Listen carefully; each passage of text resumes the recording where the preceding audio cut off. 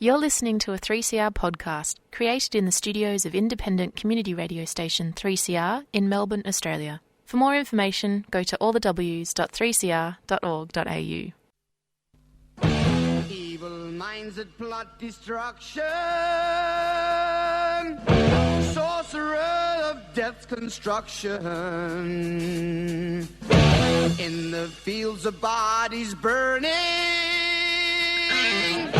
as the war machine keeps turning, death and hatred to mankind, poisoning their brainwashed mind. Welcome to the Anarchist World This Week, broadcast across Australia on the National Community Radio Satellite. Listen to the Anarchist World This Week, Australia's sacred cow slaughterhouse. Listen to analysis of local, national, international events. Listen to analysis you'll never hear anywhere else.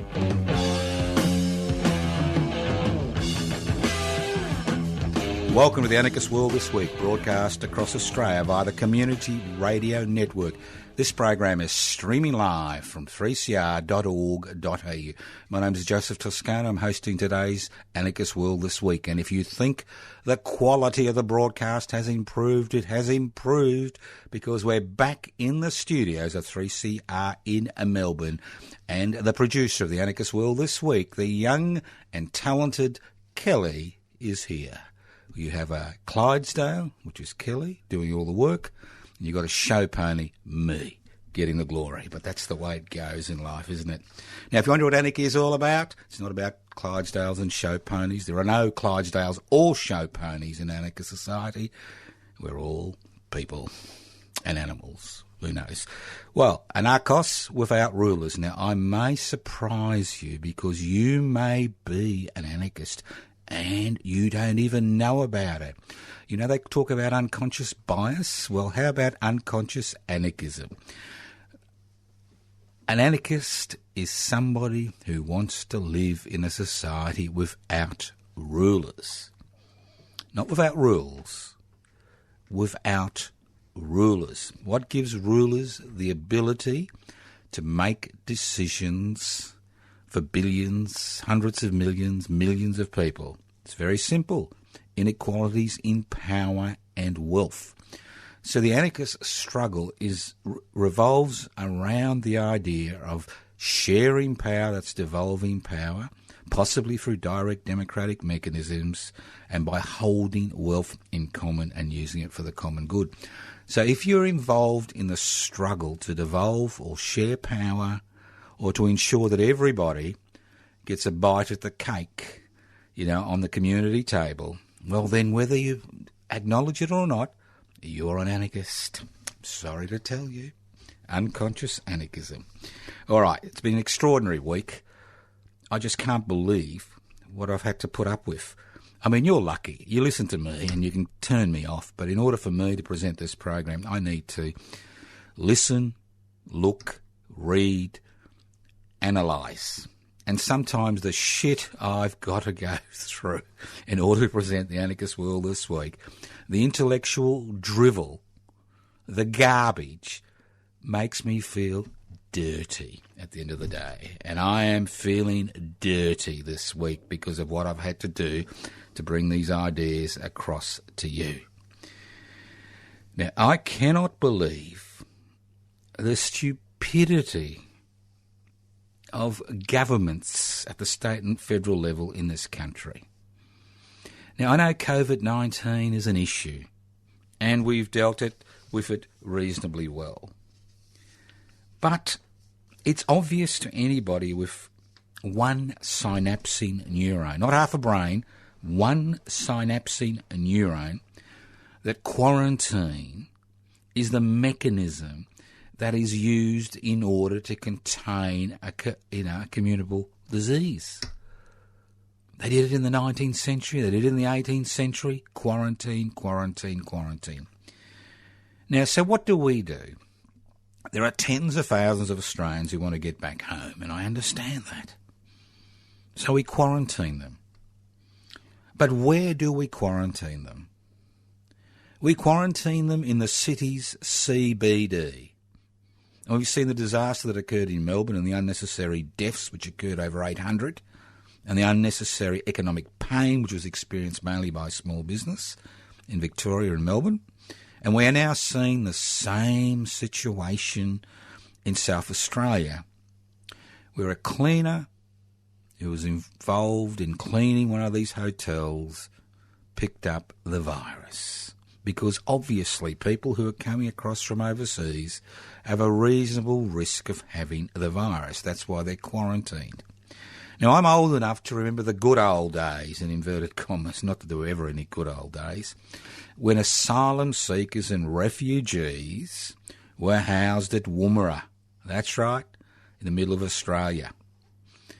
Now, I don't want to, add any extra burden to the people of Christmas Island. Who've had to put up with a lot of garbage over the years. So why not reopen the Woomera facilities as a quarantine space for people who are coming across from overseas? We could bring in many more people. We could quarantine them in a relatively safe manner, and if the disease breaks out in people who are involved in that quarantine situation, it can be contained. Why do we continue as a society to say that we need to do it in the city's CBD when we've seen what happens in these situations? So let's reopen it. And to add extra, why should individuals who are returning or are forced to quarantine have to fork out thousands of dollars in order to pay for that quarantine facility when it could be provided free of charge by the federal government down at Woomera? Think about it. Remember, if you're tackling a disease to which there is no vaccination and no treatment, you need to use your brains. Listen to The Anarchist World This Week, broadcast across Australia by the Community Radio Network. Now, we hear about fuggery, fugs, So if you look at the definition of the word fug, it comes from I think it comes from an Indian group whose job it was to assassinate people, but fuggery and stupidity. Now, I know that most listeners to this program think of the Hawke-Keating government as the governments that were, truly Labor Party governments. Well, let's not forget the Hawke-Keating governments were governments which opened the floodgates to the privatisation, globalisation, corporatisation and deregulation floods which have flooded this country over the last 4 decades. And I'm going to tell you a little story. Now, if you bought something for $2.80 in 1994 and sold it for $311.24 in November 2020, you would consider you've got a bargain. Well, Mr. Keating, you may remember, was Prime Minister of this country in 1994. And what's 1994 famous for? Well, in 1994, Mr. Keating and his Labor cronies privatised an institution which had been formed in 1916, which was government-owned, to create vaccines, anti-venom antidotes, and later on in the 50s and 60s, blood products for the people of this country. 1916. This was a public asset. Well, in 1994, Mr. Keating, in his rush to privatise and join, the monetary moguls, was responsible in June 1994 for privatising the Commonwealth Serum Laboratories. That's right, privatising the Commonwealth Serum Laboratories. And this institution, which had been in public hands since 1916, which provided an invaluable service to the Australian community, which made a profit every year, was privatised for the princely sum of $2.80 per share. If you look at the share price of the Commonwealth Serum Laboratory 16 years later, in 2020, it is $311.24. So if you bought the shares in 1994 for $2.80 from the Australian government under the leadership of Mr. Paul Keating, you would, for $2.80, and you held on to those shares and you sold them today, you'd make an extraordinary profit. It's a little bit like betting on a horse at 150 to 1.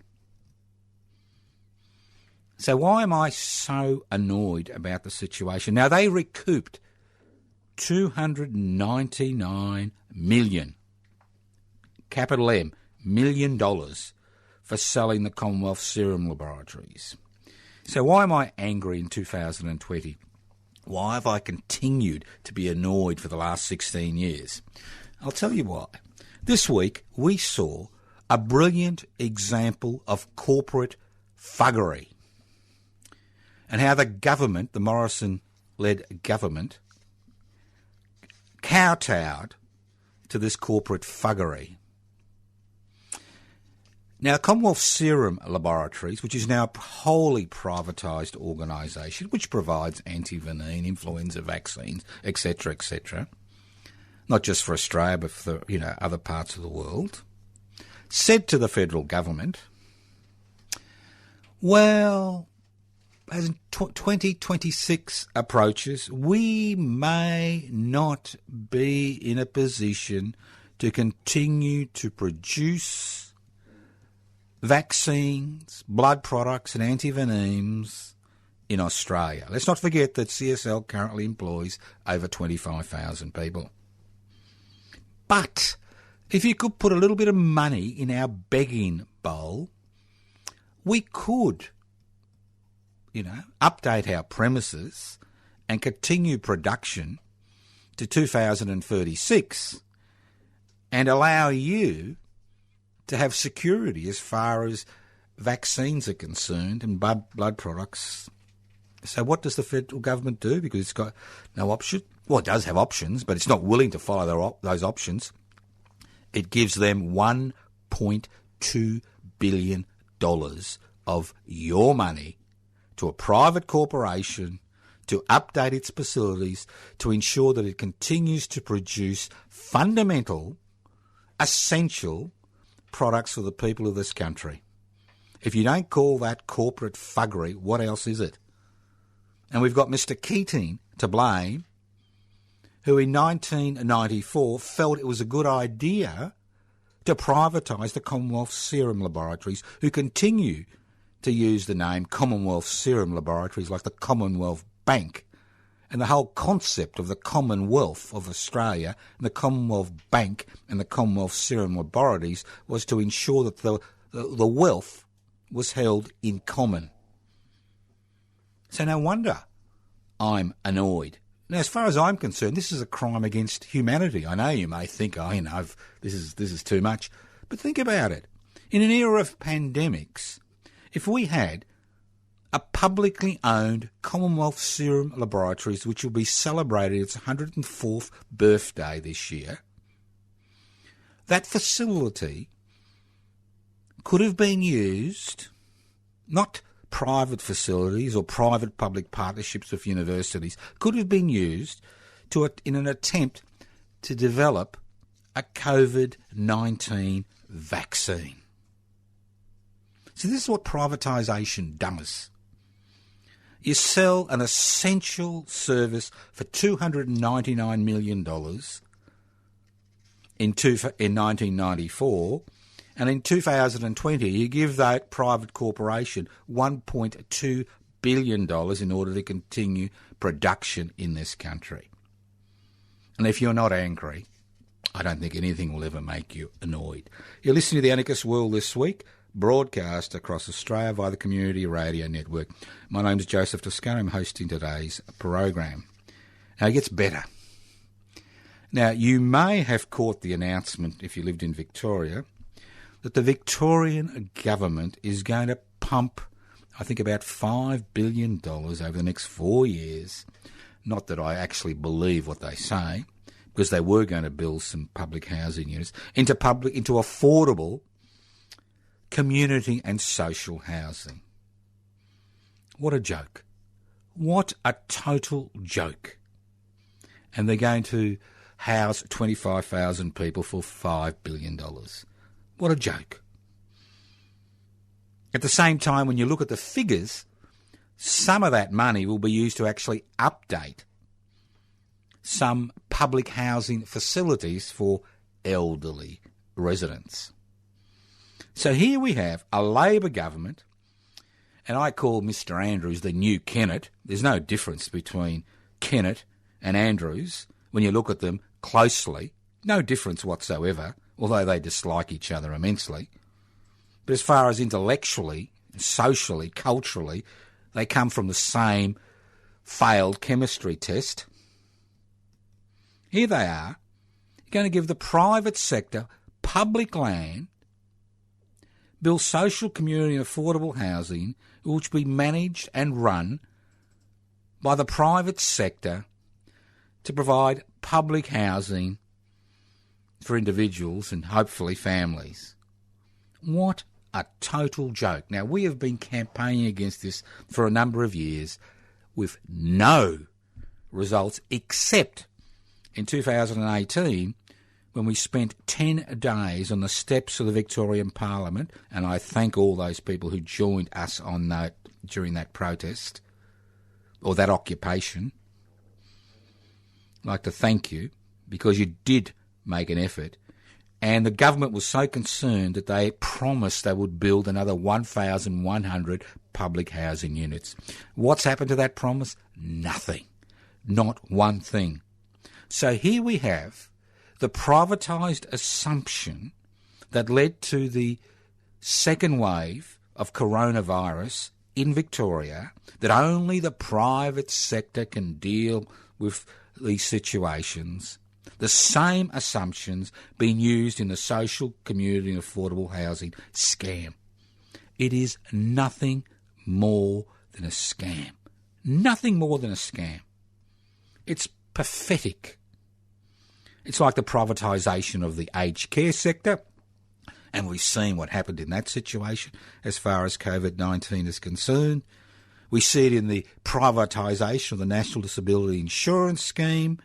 We see it in the National Broadband Network, which is going to be privatised once it's all set up, and the list goes on and on. So here we have the privatisation virus infecting both the Labor Party and the Liberal National Party.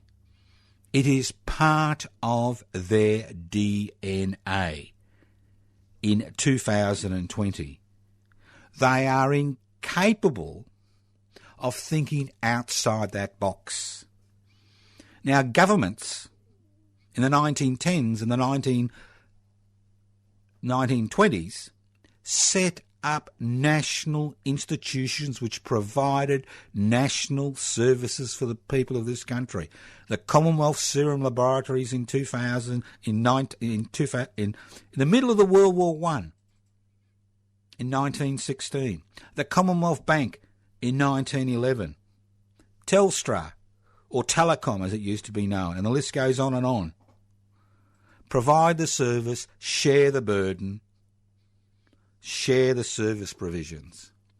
And in 2020, instead of the Morrison-led government saying, stuff you, privatise CSL, we will use that $1.2 billion to set up a new publicly owned organisation in this country which will provide vaccines, antivenines and blood products for the people of this country and our surrounding neighbours. No, they give $1.2 $8.2 billion of the private sector. And when we look at the Andrews-Kennett government, and I call them Andrews-Kennett because there's no difference in their thinking, we see that government give billions of dollars, give away public land to the private sector to provide services or so-called housing under the private sector to people who need urgent accommodation. So, what are we going to do about it? Well, we can do nothing about it and say, that's the way it is. That's the way it's always been. And then I think to myself, well, remember when they started the anti-slavery movement? And slavery was a common feature of every society in the world. And I'm not talking about wage slavery, but I'm talking about slavery when human beings were bought and sold. And I'm thinking, interesting, isn't it? It's interesting, you know. The Western world is quite interesting in terms of slavery in the past. Well, obviously there is slavery now, but that's a different issue. Because, you know, children of slaves were considered to be property and were slaves. Well, I was looking at some information regarding the Aztec Empire in the 1500s in central Mexico. It was interesting there. They had slaves. They were fundamental to their society in terms of providing services and human sacrifices. But the interesting thing is their children, the children of slaves, were actually citizens of that empire, which was interesting. It was a way of actually incorporating people into it. The same with the Roman Empire. They had slaves. It was fundamental to the way they worked. But slaves could actually achieve freedom and become Roman citizens in a number of cases. So it was a good way of maintaining social cohesion. But let's get back to what I'm trying to say. Is here we are. We shrug our shoulders and we say, oh, can't do anything about it. Well, obviously we can do something about it. Obviously we can do something about it. And human beings have always done things about things over the past. Now, obviously it's very difficult and it's not easy. If it was easy, well, you know, we do it with a click of a finger. But it's struggle, which actually changes. We don't have human sacrifices. We did have human sacrifices. And the list goes on and on. When you look at how humanity changes, and it changes through struggle. It changes through struggle. So all those of you who shrug your shoulders and say, oh, there's not much I can do about it. Well, if you don't listen to the program, I don't care. Okay? Then you've got the group who say, oh, I should do something about that. Then they watch the State of Origin finals on tonight. You know, forget all about it. Well, if you think you should do something about that, well, there are things you can do. You don't have to join the stuff I talk about because you may think it's ridiculous.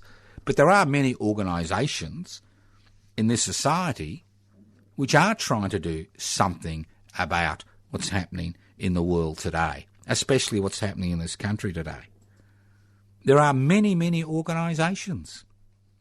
And one of those organisations, which I'm the registered officer for, is Public Interest Before Corporate Interest, which I talk about, you know, every week, mention it every week. And I keep saying to people, if you want political change, and you're not a revolutionary, and you're into reform, and you want change, and you want to be part of the political process, the current political process, well, then why don't you join Public Interest Before Corporate Interest? They've got so many interesting policies, like a universal basic income, a treaty with this country's First Nations peoples, and the list goes on and on.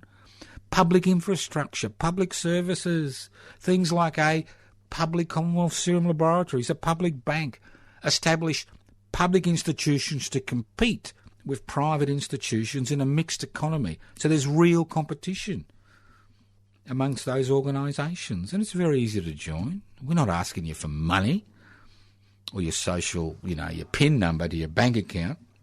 It's very simple. You can download the application from pibci.net, pibci.net. Ain't computer literate. We're not like other organisations here in the Anarchist World this week We cater for everybody. That's right. We cater for all levels of technological expertise. You can always leave a message on 0439 395 489, and I'm happy to send you out some application forms. Or you can write to us at Post Office Box 20, Parkville 3052. And while I'm talking about sites to look at, you can look at public interest before corporate interest, YouTube presentation. You can look at my Facebook page, Joseph Toscano. There's some interesting stuff there and some boring stuff like everywhere else. Now, I'm not saying public interest before corporate interest is a perfect organisation. It's an organisation made up of human beings. We have our differences, we have our foibles, we have our feet of clay. But at least we're not into the privatisation game. We're not interested in the globalisation game, the corporatisation game, the deregulation game, which the major political parties are interested in. We march to a different drum beat, and we want you to join us, because our plan was, and I don't think it's going to come to fruition because of the lack of membership, our plan was to apply for registration as a federal political party by June 2021, so we could actually stand in the 2022 federal election and possibly in the 2022 Victorian state election. But currently, the numbers are not there. We need at least another 120 members on the electoral roll. So, if you're interested, join. If you're not, fair enough. Listen to The Anarchist World This Week, broadcast across Australia via the Community Radio Network. This program is streaming live on 3cr.org.au. My name's Joseph Toscano. I'm hosting today's program. Yes, sacred cow. We don't slaughter sacred cows. We just corral them and make sure they don't trample on people. But that's a different story. Okay, let's move on. How would you like to be part of World War III? Be interesting, wouldn't it? You wouldn't be around for long as those nuclear bombs rain down on you. I've been interested in the advertisements which have been pushed out by the Australian Defence Forces ad nauseum. Join the Navy, join the Air Force, join the Army. Just before the horrendous report on the S.A.S's activities in Afghanistan. Look, I know that they're going to hang out a few bad apples in inverted commas and blame them for everything that happened. But let's look a little bit beyond the bad apples, because that's the story they want us to think is everything's fine, the military training is fine, what we do is fine. There are just a few bad apples that slip through and they kill people, murdered people. That's what they want us to think. Now, what happened in Afghanistan is a common feature of most military forces around the world. It's not an Australian disease. Common feature. It's a common feature of military training, because what you've got to do in military training, you need to break down the individual and then remould them in such a fashion as they're willing to kill other people. I mean, that's what armed forces are about. It's about killing other people. Now, as human beings, we do kill. But we may kill because we psychiatrically have issues. We may kill because we're angry. We may kill because we're greedy. But it's not something that human beings do on a regular basis. You don't wake up in the morning and say, I'm going to kill 5 people today. It's different when you're a member of the armed forces. That is your ultimate goal. It's to neutralise, you like that word? Neutralise the enemy. So when they try, and they will hang out a few bad apples, in inverted commas, for the atrocities that occurred in Afghanistan, let's not forget that these atrocities occurred over a 15-year period. A 15-year period. Didn't anybody know? Wasn't anybody aware of it in authority? Weren't the generals aware of what was going on? Weren't all those politicians who rushed over to Afghanistan to have their pictures taken for political purposes, in the dust of the Australian Army bases, so they could garner a few votes back in Australia? Weren't they aware of what was going on? Why has it taken 4 years for the investigation to progress to this level? Obviously, it's got to this level because there are many decent people in the Australian Armed Forces who are revolted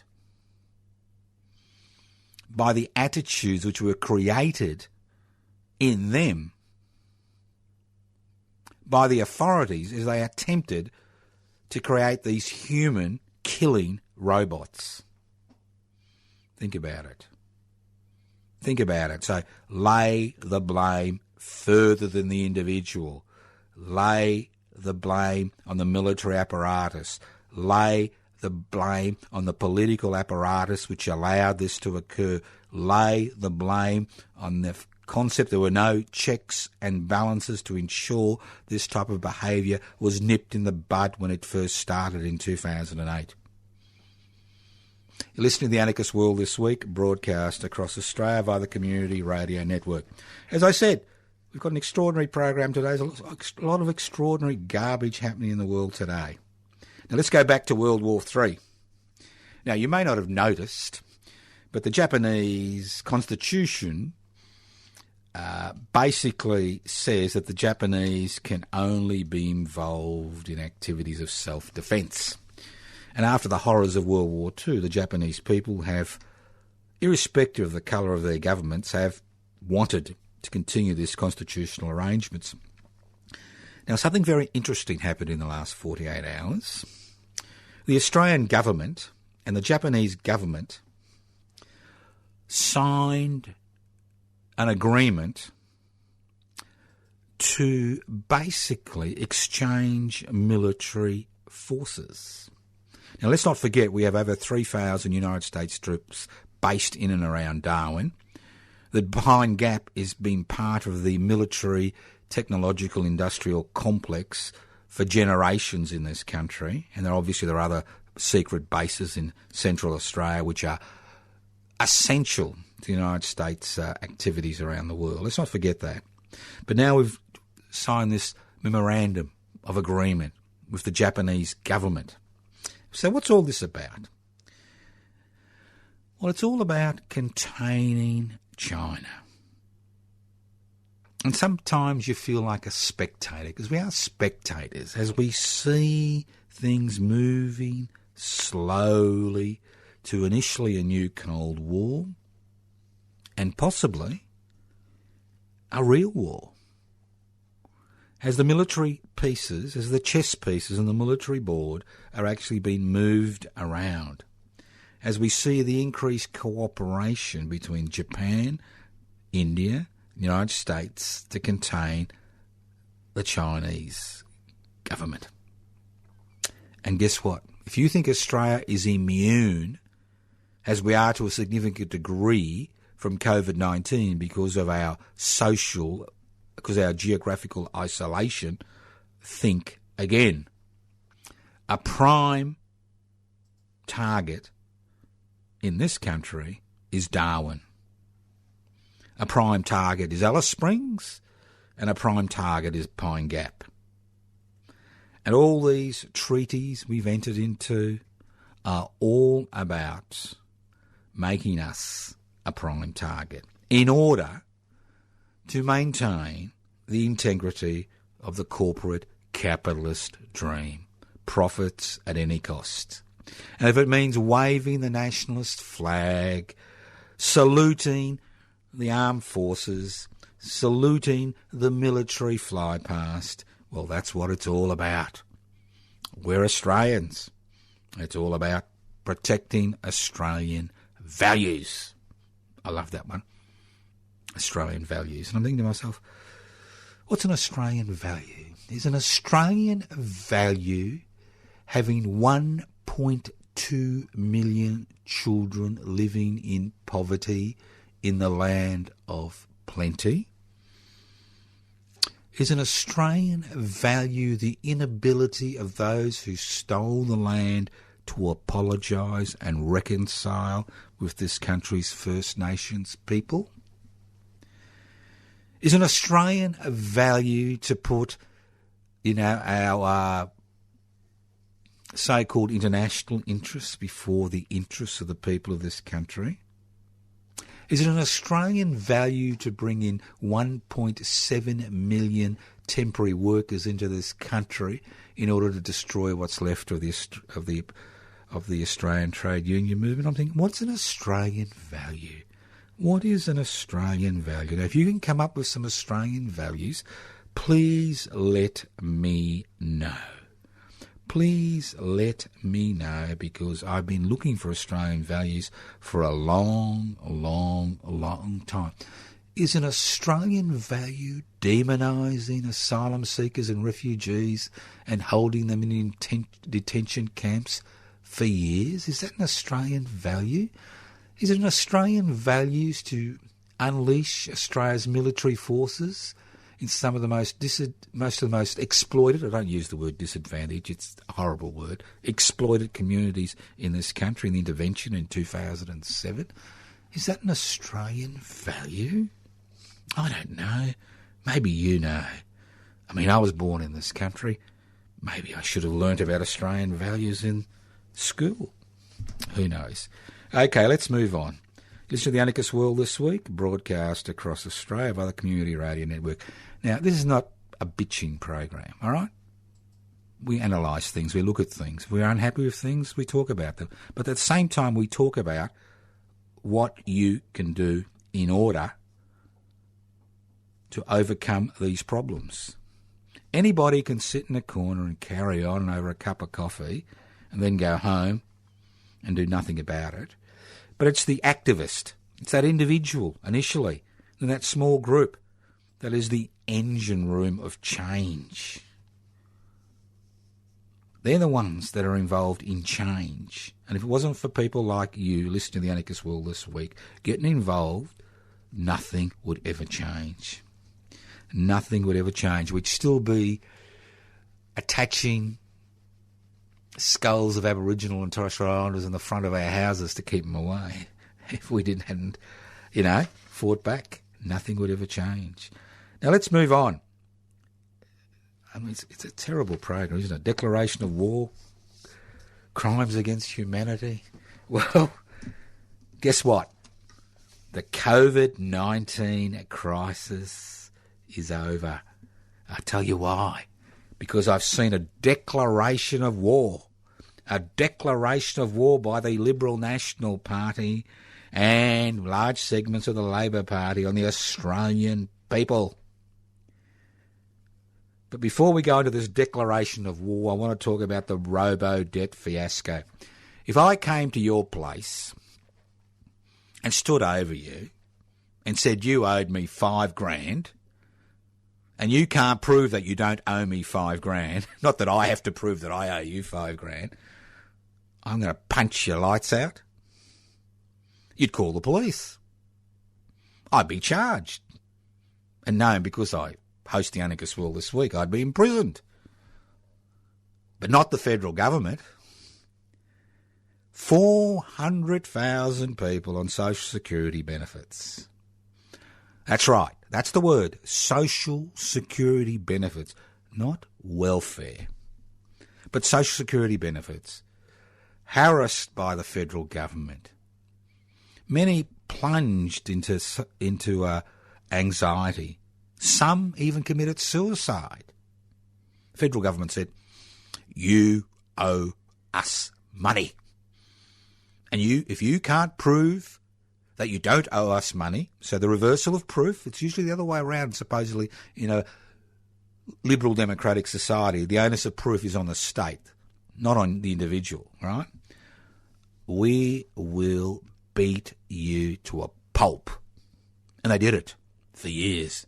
And they knew that the algorithms they were using, the computers, those wonderful things they were using in order to work out who owed a debt and who didn't owe a debt was a load of crap. But this was a declaration of war on the Australian people.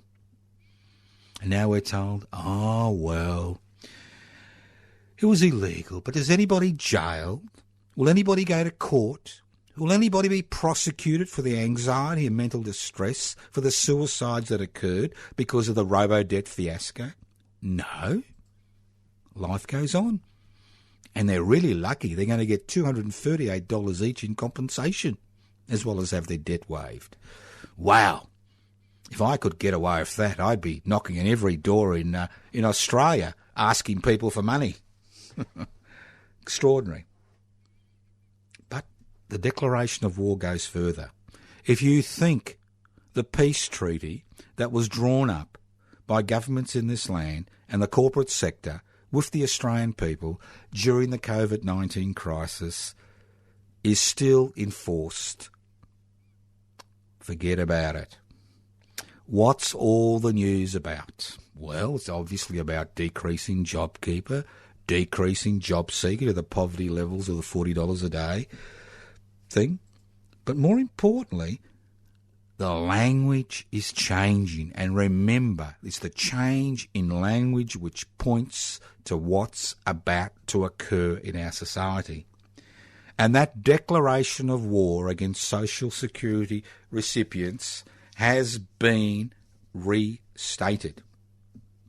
We've just had a Senate committee dominated by the Liberal National Party tell us how wonderful the basic card is and how maybe it should be extended from the Aboriginal communities and a few other communities around the country to the rest of people on Social Security benefits. Huh? Isn't that wonderful? And then we have the other hue and cry about those lazy fruit pickers. There's none of those tourists coming to pick fruit. All those people on 1.7 million temporary workers who are, many have gone home.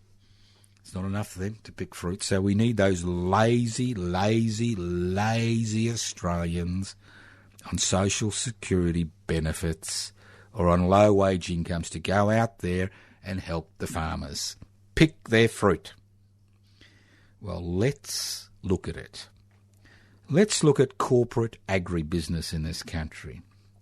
Let's look at the people at the end of the scale. Now, most farms around this country that use labour find themselves in a very difficult position. On the one hand, they've got the domination of the fresh fruit and vegetable industry by a few large corporations who continue to put pressure on them to produce food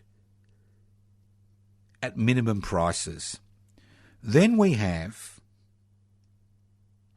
these also large corporations which process fruit and milk, putting pressure on farmers to produce goods at the lowest price, okay? So you've got this pressure on the farming group.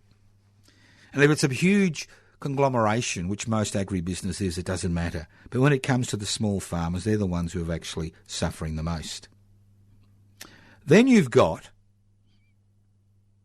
them trying to make a profit. And how do you make a profit? You reduce your labour costs. How do you reduce your labour costs? You pay them the minimum wage. How do you reduce your labour costs? You use illegal labour. You pay them cash up front. And there are prosecutions around the country which highlight that this is an endemic feature of fruit and vegetable picking in this country. Like it's an endemic feature of the restaurant industry where over 50% of workers are paid cash in hand. And again, that's because of the pressure placed on small business, essentially, to make profits by cutting down their costs. So now they want us, well, not me, I've done my fruit picking in the past. I ate more cherries than I actually picked, I think. That's why I only lasted a few days. But that's another story. They want you to go out there to pick fruit for a minimum wage in harsh conditions. Well, they want fruit pickers. They want pickers. They want Australians to go out there, permanent residents, Australian citizens, to go out there and do this type of work, well, why don't we just pay them award rates? Why don't we provide them with decent accommodation? Then maybe people would do that type of work. Just maybe. Just maybe. Who knows? Maybe I'm stupid, but maybe. Just maybe. So, the war's on. It's back. It's back. Basic card, lazy people on social security benefits, dull bludgers, leaners and movers, welfare, the cost of welfare. The language is changing, and that's softening us up to divide us up once again, because they don't need us anymore to come together to deal with the COVID-19 crisis. There is a vaccine around the corner. They don't need that. So let's get back to the good old days. The Federal Police not only raiding the ABC a few years ago because they leaked information. They were given information about the atrocities that were occurring in Afghanistan. Today, as I speak, the Federal Police have just raided CFM MEU offices in Sydney. That's right, the Federal Police, they're out there. I mean, they criminalised activity. Oh yeah, an Australian value is to criminalise political activity, that's right. An Australian value is to criminalise being a member of a trade union, that's right. So we have them out there putting out their little warrants. So as I said, the honeymoon is over. COVID-19 honeymoon is over. It's time to get back into the struggle. You listen to The Anarchist World This Week, broadcast across Australia via the Community Radio Network. That's right. It gets better, doesn't it? I just can't believe it. I cannot believe it. And the last one, well, one of the last things I want to talk about is the race for the vaccine. Now, it's interesting that most of the race for the vaccine in the Western world has been in the private sector. Now, obviously, the first company to get their little vaccine approved, and I'll be on the front line for a vaccine. I've got no problems about vaccination. I'd like to make that exceptionally clear. No problems whatsoever, as long as it's proven to be safe. So we have these private corporations out there spruiking their product, which is their vaccine. And a week ago, we saw the stock market go gangbusters. Sorry, Mr. Keating, for using your words there. Go gangbusters, because one corporation said, we've got a vaccine that is 95% effective, but we have to, it's got to be under 80 degrees and it's difficult. It goes on and on, minus 80 degrees, it goes on and on. And then a few days ago, another company said, aha, we've trumped you. We've got a better vaccine. It's 95% effective. And it doesn't have to be refrigerated under minus 80 degrees. It can be refrigerated in a standard refrigerator, well, special refrigerator, minus 20 for 4 weeks. Yoo-hoo, our product is better. So here they are, jostling for a position regarding ensuring that it's their vaccine which makes the bucks. Now, as I said before, this is why I'm angry. Commonwealth Serum Laboratory privatised for $299 million in 1994. Now, if we had a publicly owned Commonwealth Serum Laboratory, we could have been, as a nation, we could have put all our energies into that organisation to provide a vaccine and not be hostages and not sign agreements with private corporations whose major responsibility is to increase profits for their major shareholders.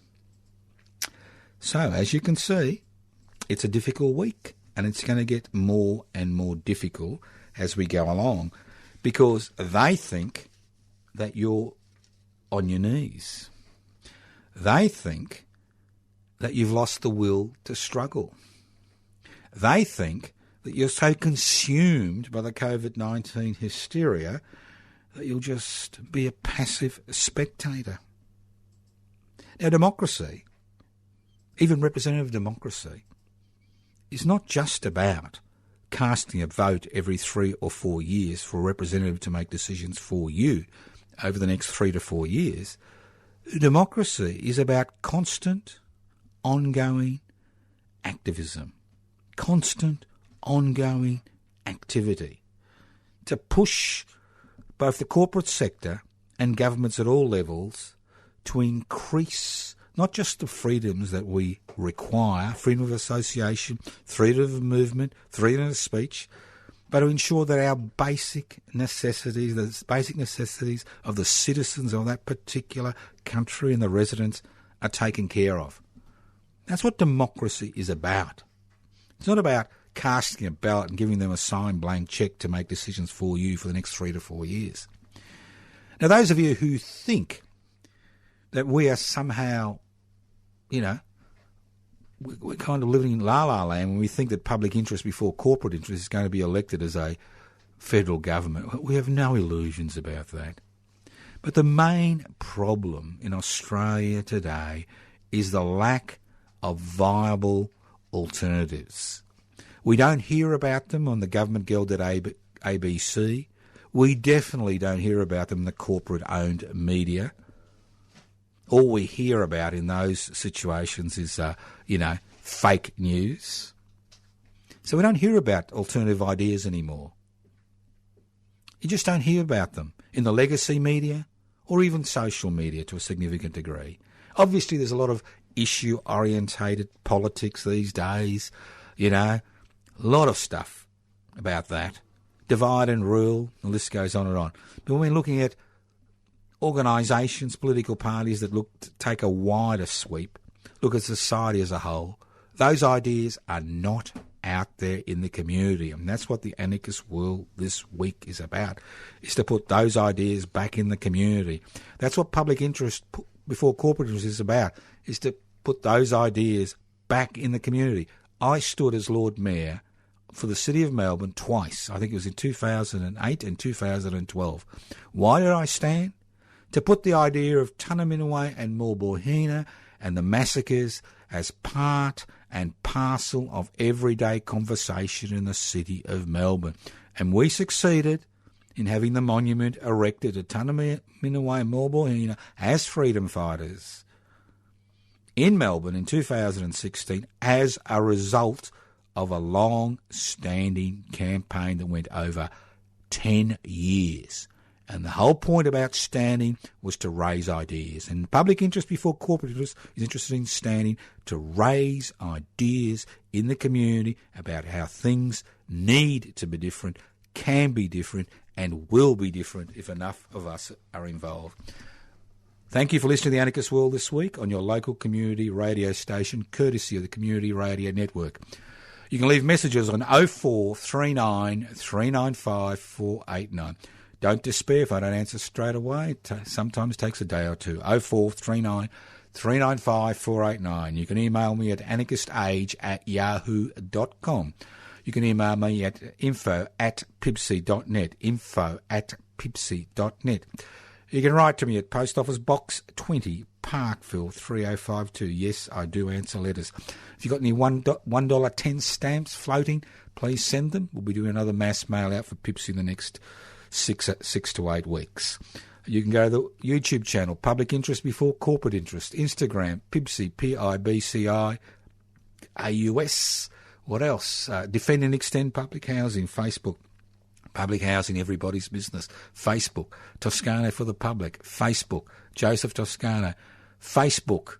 Anarchistmedia.org, Pipsy.net. The list goes on and on. So don't say you can't contact us. Don't forget about Eureka on the 3rd of December. Don't forget about the West Papuan office. We are short of members. The office will close down if we don't get another 25 members the next 6 months. So give us a call, 0439 395 489. I'll talk more about the West Papuan situation next week and the United Liberation Movement of West Papua and the role that the office in Melbourne has played in that liberation struggle to raise that liberation struggle in the United Nations Decolonisation Committee and the rest of the world. Because that movement, let's not forget that on the 20th of October, the United Liberation Movement of West Papua and the West Papuan Armed Forces have declared a transitional government in West Papua, and the Indonesian government just sent in another 1,500 troops to quell unrest. Thank you once again for listening to the Anarchist World this week on your local community radio station. This program is podcast. You can access the podcast by going to 3cr.org.au. That's 3cr.org.au. Listening to the Anarchist World this week, next week. Evil minds that plot destruction,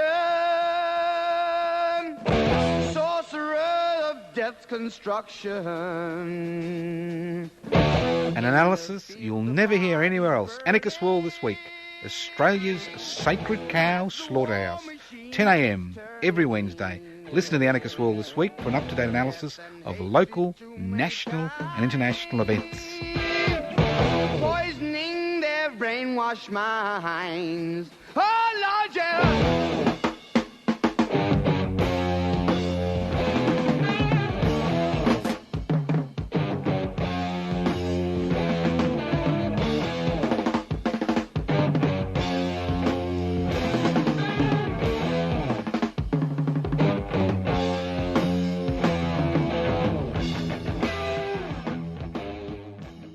You've been listening to a 3CR podcast produced in the studios of independent community radio station 3CR in Melbourne, Australia. For more information, go to allthews.3cr.org.au.